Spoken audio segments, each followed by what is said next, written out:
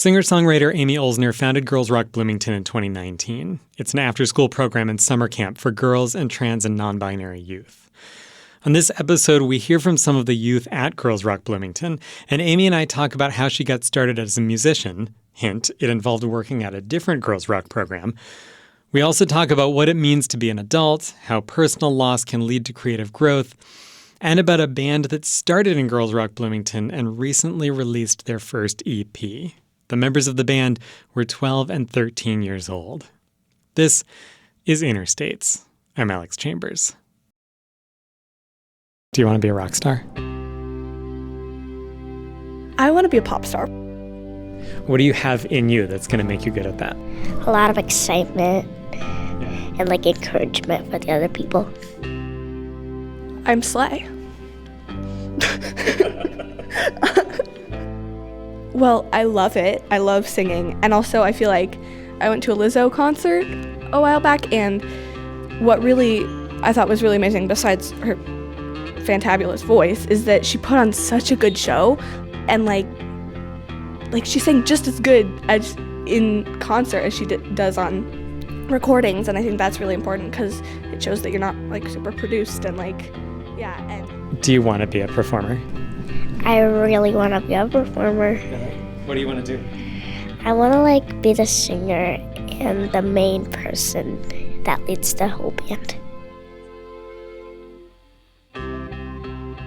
There's a reason why I didn't feel like I could even get started with music till I was 27.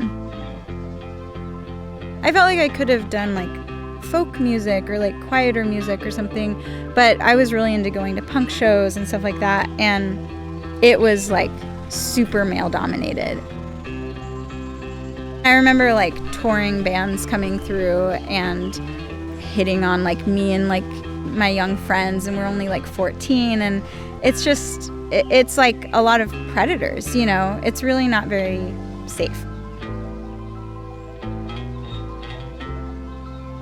When you're not in a safe situation, you can't be creative, and that is just deeply unfair. I really don't care if the kids I work with decide music's not really my thing. It's not I'm trying to create an army of musicians or anything. But for some of them, it really will be their thing, and I want to give them something that I didn't have, and let them get started with that as soon as they want to. They can start their life right now. You don't have to wait till you're an adult to start your life. You're already doing it, and I think it's exciting to encourage kids to just make big moves. That's Amy Oelsner. She's the founder and director of Girls Rock Bloomington. Girls Rock is about rocking. Yes, the kids learn how to play in bands. But the secret goal, the real goal, is to help the kids become more confident in their ability to express themselves. It can be hard for any of us, I think, to start putting creative work out into the world. And I don't just mean songs or paintings. Could be starting a business, saying your piece at a city council meeting. Just putting yourself out there is hard. But Amy Oelsner seems to have found a way. She's a singer-songwriter in her own right. She's put out 9 albums in the past 12 years under the name Amy O. Her most recent, Mirror Reflect, came out this past May. She also wrote the theme song for the show you're listening to right now, Interstates, with her husband, Justin Vollmer. We're going to hear from Amy about how she got started, and we'll also hear from some of the kids at Girls Rock about what the program means for them. I talked with them last year as they were rehearsing for a performance at Bloomington's Grand Falloon Festival. And then a couple weeks ago, I caught up with the 3 members of a band that's come out of Girls Rock Bloomington. They're called the Saratones, and they've been playing all over town lately. All right, one last thing before we really get going. The image of the tortured artist runs pretty counter to how Amy approaches creativity. I don't think she would say that art has to come from suffering. Except for this. Being an adult almost by definition means you've gone through something, some sort of loss. And losing something, or someone, can give you a focus you might not have found otherwise. Here's Amy. I was living in Western Massachusetts for quite a few years after college and met my friend, and then we it turned into a romantic relationship. And he was 19 years older than me, and he was a very unconventional, really cool, like weird, very charismatic person. And we had, a really like fun relationship and a great intellectual connection, I guess. And he was super encouraging of my music and my art, and I really wasn't doing anything with music much at the time, just a little bit. We ended up breaking up, but we stayed good friends. And a month after they broke up, he found something that seemed like it might be cancer. He was like someone that was very into like natural health and was definitely a perpetual child in certain ways. And so I immediately felt this like sense of responsibility for the situation. Like I immediately took charge and was like, all right, we're going to the doctor and we're going to get this looked at. Like, I'm going to take you tomorrow, because I had this feeling like he just wouldn't deal with it. And so we went, and they ended up sending him to the ER.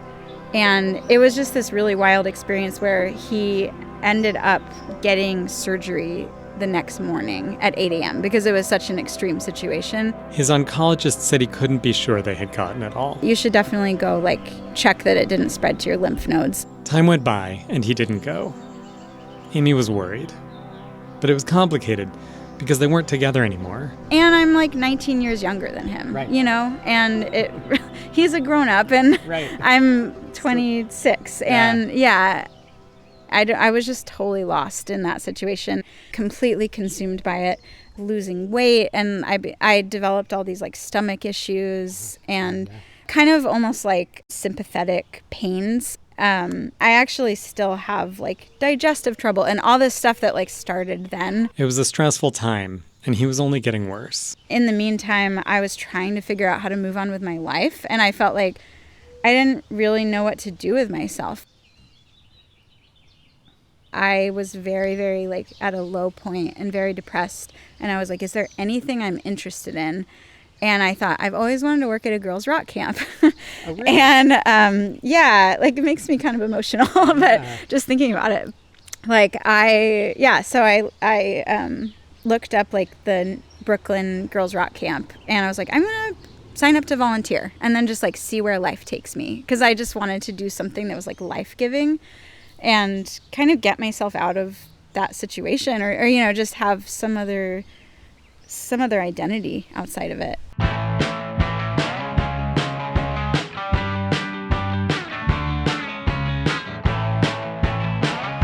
So I went and did that summer, and I just ended up loving it so much. It was lighting me up inside.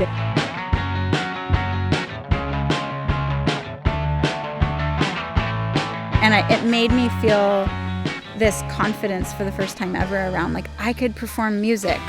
It gave me that, even though I was an adult, but I really hadn't performed music very much. And also I had never seen that many women and non-binary and trans people who were really good at instruments. I had just never been around that. So it was kind of mind-blowing. I was secretly learning along with the kids, because I kind of pretended I knew guitar better than I did, because I signed up to be a guitar coach. And I'm actually just secretly how do you play a power chord? Figuring it out.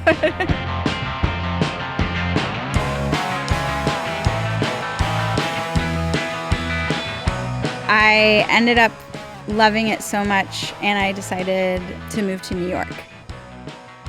And then after making the decision, just totally serendipitously, the Girls Rock organization in New York called Willie Mae Rock Camp for Girls, they had an opening, they had this new position of running an after-school program. And that's what I've always done, is work with kids and do all sorts of creative stuff. So I applied for it and I got it. So I was like, all right, this is good. Yes.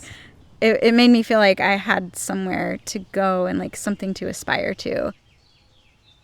I feel like there's been a few points in my life where I was like, okay, my life is going to be okay. And that was one of them. Wow. And I think also in part because I did feel like I was in such a difficult and painful situation that I needed like kind of lifted out of. She moved to New York, but she was still helping her friend, and he was getting more and more sick. I was like gonna like help cover some of his rent, and I was just very much involved in like trying to keep him afloat. I was almost like manically trying to just make him not die. But I think it was kind of almost like it was a very childish, like coming from a childish place of like, I can fix this. And like they say that papaya is anti-inflammatory, so I'm going to go get him like 5 papayas, like kind of like delusional thinking. And also just trying to like show him love. I almost kind of laugh about this, how people say like, when you break up with someone, like you kind of want to see them not doing well, but I'm always like laughing like, yeah, but you don't want to see them dying. like it's so dark, but it's just like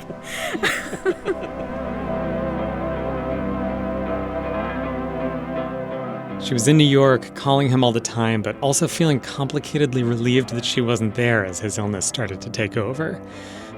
It was very stressful. In part also because it just felt like there were no adults around. You know what I mean? Like because he was like, he was in denial. And so there wasn't a system really in place. Like he had a lot of friends and community members helping him, but it wasn't like going through the usual channels when someone's sick of like, go to the hospital and like they have a doctor and they have people watching over them. And so it felt terrifying to me. And just like witnessing, I had grandparents die, but I had just never seen somebody's body deteriorate in such a brutal way. And then he died.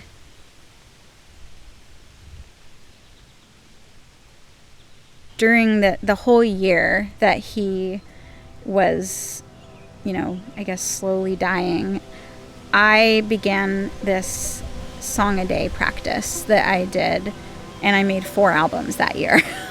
And that like very much kickstarted my music career. How did you realize that you kind of needed to do that? And like what did it do?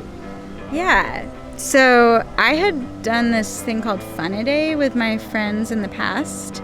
And it's like a project you do in January and it to like beat the winter blues. And you do like some sort of creative daily project. And then at the end, there's a show.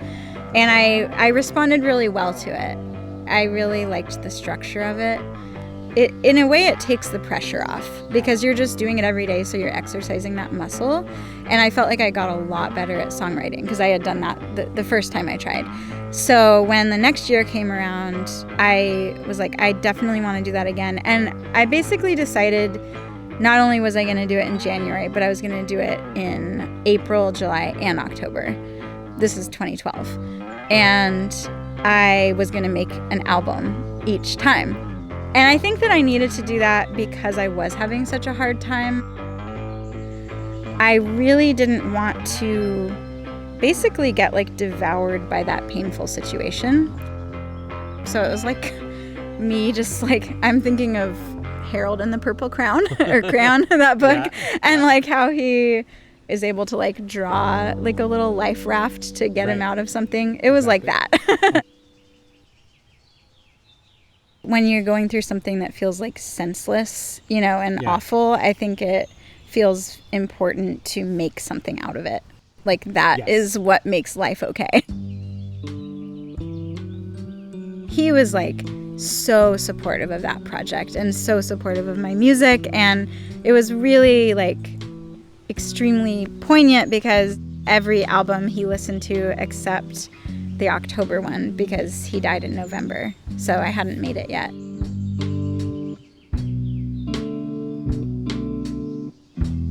I just want to say, not like anyone knows him, but just like he was a beautiful person and like he made a really positive impact on my life.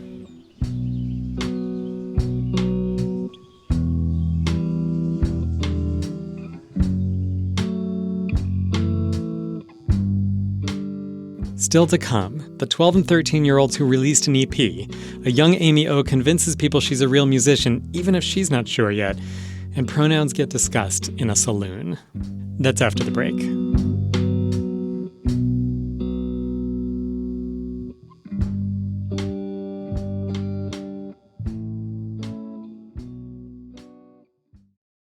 The Seratones are a pretty new band based here in Bloomington, Indiana. They are Natasha, I'm the drummer of the band. I'm 13 and my pronouns are she, her. Sagan, I am 13 years old. I am the guitarist of the band. Tesla, I'm 12 years old, almost 13 years old. Next month I will be 13. My pronouns are she, her, and I am the singer and bassist of the band. They got their start in Girls Rock Bloomington. They'd been put into a group together in the summer camp in 2022. One of their first tasks was to come up with a name. I was like, we should base it around like serotonin, because it's like the happy chemical or whatever. Because the first song we wrote was like about being happy, and it's kind of the opposite of the songs we write now, but you know. Yeah, some of them are happy. There's like Some. one. I mean, they are staring into the headlights of adolescence. Anyway, one of their band coaches suggested the Seratones, and it stuck. They played together in camp, but almost a year went by before their next step. Girls Rock did an after-school program to get ready for Bloomington's Grand Falloon Festival. That's a festival of music, art, and literature in town.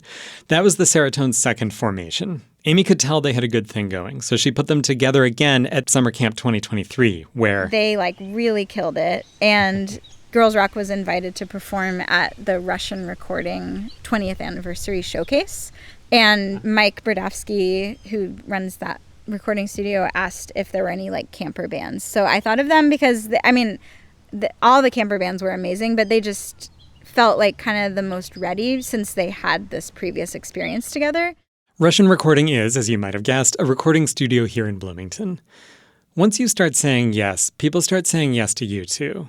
Russian Recording offered each of the bands that played their 20th anniversary show a free day at the studio, which we used to record all of the original songs that we had written so far. And that became our EP. Happy But Alone came out in January 2024, and that led to other things. I noticed that they were like starting to get gigs around town. They've played a bunch of shows the past few months. They're generally the youngest band, but they haven't let it go to their heads. I don't necessarily think it's important making it big. I think it's important to have a band that is creating music that you feel is emotional, that you feel is important, and you feel is going to help somebody someday. Making something that could be important to somebody and that they would want to listen to and stuff. If we got bigger or more popular, like while doing that, that's probably what would happen, but it's not the main goal. It's a good insight. There are more important reasons to make art, but it can also be a way to build your own confidence. You discover things when you start to put yourself out there. Back when Amy was in New York, she was having a great time at the Willie Mae Rock Camp, but she was also wondering what other possibilities were out there. I also at the same time was thinking like, is there anything that I enjoy in life? But, you know, because like when you're going through a dark time, you have to wonder that. And I realized that I was very curious, like what would happen if I tried to go for being more serious about music. I decided to start playing shows around New York. Do you get nervous? Oh, for sure. Always. I've been on stage so many times and I always get nervous. But not nervous in a way that at this point stops me from singing. And then I decided to plan a tour. I had never been on tour before for music. It's a little scary sometimes. Yeah. I feel like actually a lot of people have been saying that. Yeah. Lots of people say that. Because it's scary. And I got in touch with Justin Vollmer. We just knew each other a little through music, and I had always like loved his music and had a crush on him through his music. He lived in Bloomington, so I thought like, I'll stop in Bloomington and see if he can set up a show. And like, I have a crush on this person. This will be fun. Totally. And so it was just one of the stops on the tour. And I came through here, and then I went on my travels for the rest of the summer, and we kept in touch. And I don't know, it was kind of like a love at first connection type situation, and we just fell in love like really quickly. And then I decided to I was like, if I can get a job in Bloomington, I'll move here. So it was all kind of nuts and really fast. Yeah. I just take some deep breaths and just perform without thinking about it. Nice. And how does that feel to perform? Feels really nice when all the audience clap and shout. I ended up seeing that there was a job opening at Rhino's Youth Center, so I applied for that. That was the visual art program director. I just pretend that literally nobody's there and then I just play. That's cool. And does that go okay? Yeah. And again, I was like, I don't really know that much about art, but I'm just gonna kind of pretend.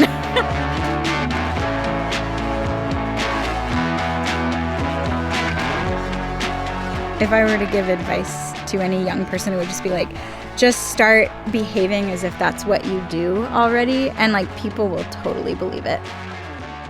And even just the way you present your music is actually pretty important. At first I just put it out casually, because that's where I was at, and I just hey, I sharing some music, just emailed friends and stuff. And I didn't even have social media for a long time. But no, then I realized I need to take this seriously, and I kind of just noticed what real musicians were doing, and I just copied it. I don't actually have a label, but I'm just going to make up these arbitrary dates and be this is my first single release date, this is my second single release date, this is my music video release date. And as soon as you start doing that, people will start taking it seriously because you are. I was surprised at how quickly people were ready to see me that way. I just thought it would take years of groundwork or something, but it's no, it's pretty immediate. As soon as you present yourself a musician, then you're perceived that way. Yeah, and people are immediately asking me to play shows, and or with setting up the tour. It's I had never done that before, but I think there's just this assumption oh yeah, she sets up a tour, she knows what she's doing, but I'm just making it up. If you present yourself the right way, people don't realize that you're... Yeah. They're not paying enough attention to kind of follow the backstory, so they just assume you have more experience than you do. Well, and I think too or they don't care. Right. They just don't care about experience because we're just humans. Yeah. That's it. Because I was also thinking, I feel part of this is you were saying about Tom, and there were no adults around. And I was thinking about I feel that's another kind of thing that feels running through this conversation, because partly because you work with kids and you help them kind of come into their growth, but what is adulthood but just being other people thinking you know what you're doing. That's a really good point, because I feel going through that death and grieving experience was this huge initiation into adulthood for me, and really kind of, I guess in a way it felt it really busted up this innocence that I had been carrying. But yeah, then on the other side of that, there is sort of this freedom and this realization of no one knows what they're doing. But at the same time, I think what an adult is someone who can be emotionally regulated, someone who can hold space, and most importantly, someone who can take care of themselves. So I think that's what I try to bring to working with kids is this duality of I also don't know what I'm doing, and I'm exploring, and I have developed many years of learning emotional regulation and learning how to tend to my inner child so that I can hold space for you guys and not be triggered and activated, and then you guys can have safe space to feel your feelings.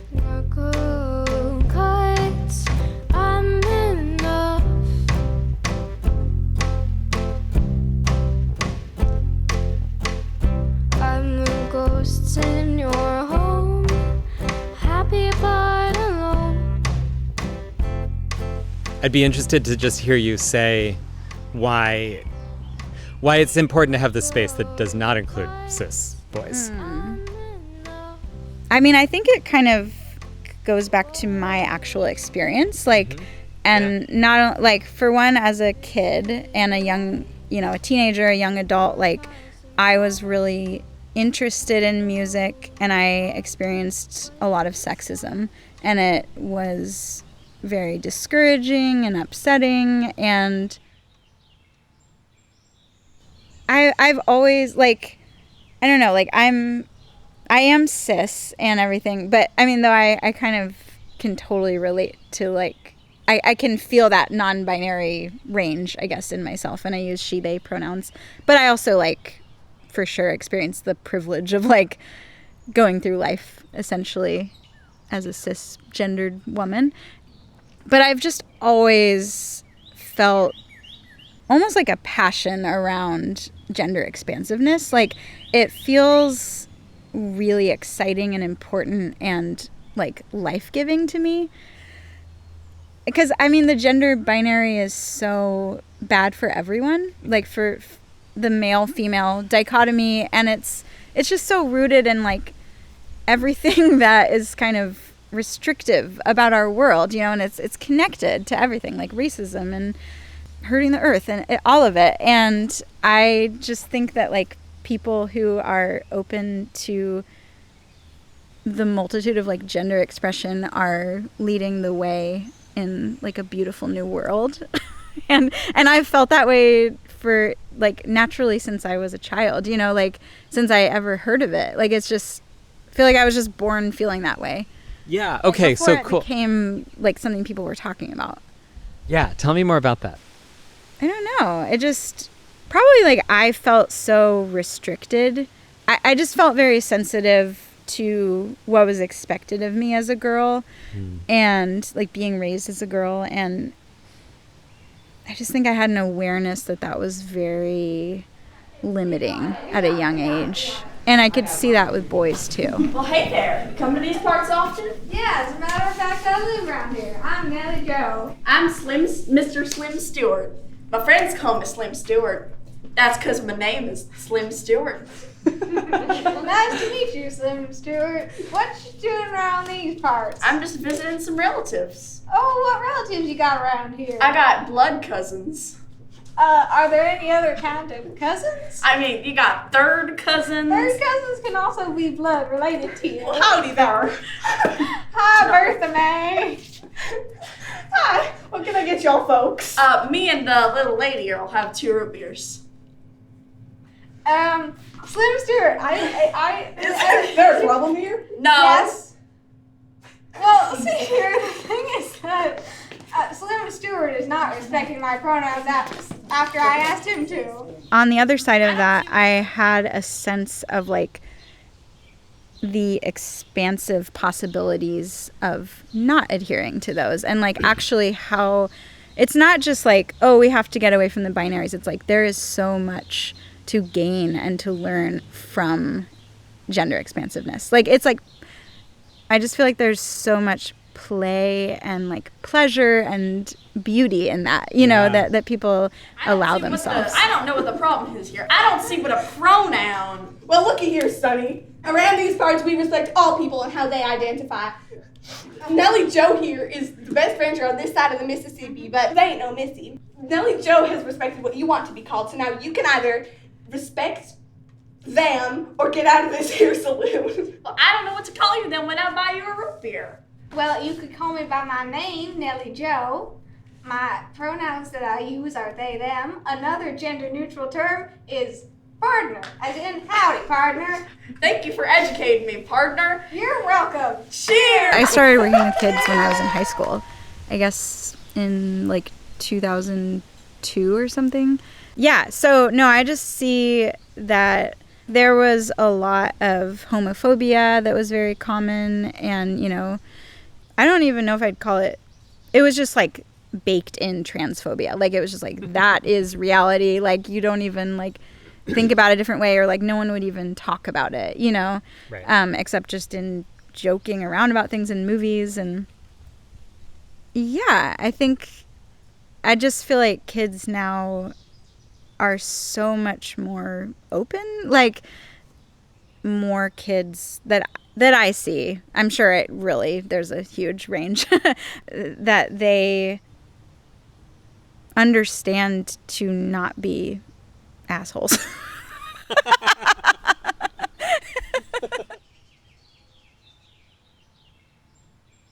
it's not fair to hold people back from these forms of expression that are fun and awesome and can lead to like lifelong careers. And it's like it's really bad for the music industry as well, because it needs representation. Right. Yeah.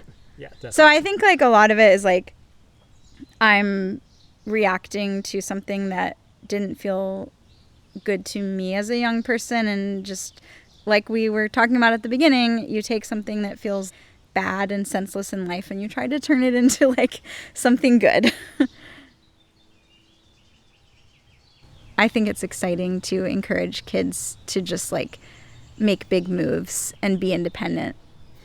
Yeah, that's really true. And I think that like we've recently seen that like with the Serotones. Yeah, exactly. It makes, I mean, they are like the dream of what I was hoping would happen. And it's like we've been going now for about 5 years exactly. And that's how long their group. Not their group, but Girls Rock Bloomington. Oh, right. And okay. so 2 of the members of the Serotones started that first year. And so, yeah, it's like, okay, like I guess it took about 5 years, and like we're starting to really actually affect, you know, slowly but surely, like the actual ecosystem of the music scene in Bloomington. And that was what I wanted. It was kind of like this long-term, it's like gardening, you know, it's like, all right, I'm going to like plant these seeds and yeah, I would love to see in 10 years, like just that scene is reverberating even further out from there. Fly through fields of stardust, nobody's stopping us. We could be stardust if we just believe. The future is a mystery, for now it's crystal clear. Just wish that you could be here. Stardust, stardust, I'm leaving a trail of stardust. So one day you can find your way. I should've listened when they said we shouldn't be together, 'cause I'm destined for a life of misery, and you'll be stardust forever. And that's our show. We'd love to hear what this made you think about, whether it was about your own experiences with gender, or loss in creative work, or getting started in something hard, or something else. We'd love to consider your thoughts on a future episode. If you have thoughts, there's a contact form at our website, wfiu.org/interstates. You can record a voice memo on your phone and send that. You can also just send an email. Okay, we've got your quick moment of slow radio coming up. But first, if you like the show, leave us a review on your favorite podcast app. It helps people find the show. We'd love to hear what you were doing while you listened. Like, maybe you had just dropped your kid off at summer camp and it was their last day and they were weepy about not seeing their non-school friends anymore, and you were feeling a little impatient because your kid knows your number. They could just give it to their friends to give to their parents. But maybe also you're cranky because of your own lack of sleep last night, since it was finally cool enough to leave the windows open, but your neighbors were on their porch all night talking about the trip they were going to take to Iceland. And after your kid got out of the car, without thinking a whole lot about it, you turned on Interstates. And when you heard Amy Oelsner say, I was almost like manically trying to just make him not die. You realized you just needed to let your kiddo feel sad. And maybe you needed a nap. Like that. Tell us what it's like. Interstates is made by me, Alex Chambers. Our associate producer is Dom Hyab. Our social media master is Jillian Blackburn. Our intern is Carl Templeton. We get additional support from Eobon Binder, Aaron Kane, Sam Schemenauer, Peyton Whaley, Kate Young, and Lisa Robin Young. Our executive producer is Eric Bolstridge. Our theme song is by Amy Oelsner and Justin Vollmer. Instrumentals on this episode are from Amy Oelsner's newest album, Mirror Reflect, which came out in early May. You can hear the songs with the lyrics on your favorite streaming service. At the Girls Rock Bloomington rehearsal, we heard from Phoebe, Anna, Simone, Fiona, and Aria, and in the skit, Em and Simone and Phoebe again. Okay, time for some found sound.